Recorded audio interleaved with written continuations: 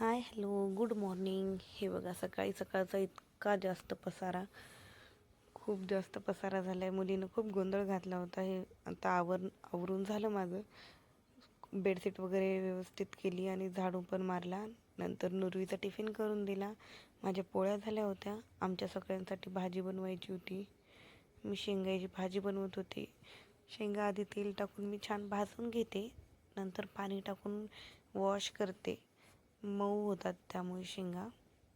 आणि मग मी अशीच पद्धत शिकलेली आहे. तुम्ही कशा बनवता? आणि काल होळी होती आणि ग्रहण पण होतं. आम्ही जास्त होळी नाही खेळत. लेकरांनी खेळली होळी, पण आम्ही नाही खेळत. त्यामुळं काल व्हिडिओ पण नाही टाकला. तर तुम्हाला माझे व्हिडिओ कसे वाटत आहेत, आवडतात का नाही, हे नक्की सांगा. आणि मी काय चेंज केले पाहिजेत हे पण मला सांगा. आणि माझ्या चॅनलला प्लीज सबस्क्राईब करा. मी इथं भाजी बनवत होते. पोळ्या माझ्या झालेल्या होत्या. सकाळी नुरवीला शाळेत जायचं असते म्हणून तिच्यासाठी मी वेगळी भाजी करते. कारण आपले थोड्या भाज्या म्हणजे तिखट असतात आणि तिला लहान लेकरांना थोड्याशा सपक पाहिजे म्हणून तिला मी वेगळ्या करून देते. आणि पोळ्या मी सगळ्यांच्या सोबतच बनवते. नंतर मग फक्त आमची भाजी असते. नंतर हे बघा वातावरण, ऊन खूप जास्त पडायले आता. नंतर कपडे वगैरे वॉश करून घेतले. नंतर इथलं साफ करून घेतलं. हे बघा झाडं आमचे असे झालेत. आता खूप पाणी द्यावं लागणार आहे झाडांना.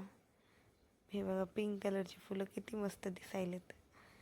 नंतर झाडं वगैरे बघून नंतर चहा घेतला. नंतर स्वयंपाक वगैरे केला. आणि नंतर डायरेक्ट मी व्हिडिओ केलाच नाही आज स्वयंपाक करताना संध्याकाळचा. नंतर स्वयंपाक केला, जेवण वगैरे केलं. नुरवीला जेवू घातलं. आरवीला जेवू घालून तिला झोपी घातलं होतं.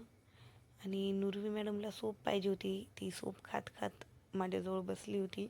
झोप म्हणलं तर झोपत पण नव्हती.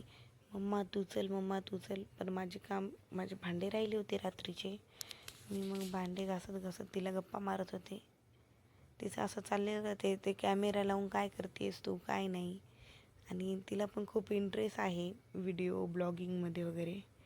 तिला पण आवड आहे.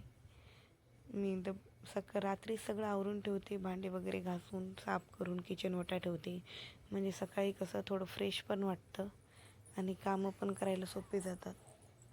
म्हणून मी रात्री सगळं क्लीन करून ठेवते. सकाळी मग तिच्या टिफिनची घाई, तिला रेडी करणं, यामध्ये भरपूर टाईम जातो. त्यामुळे रात्री क्लीन केले म्हणजे छान आणि कामं पण पटकन होतात. So bye. तुम्हाला ब्लॉग कसा वाटला नक्की कळवा.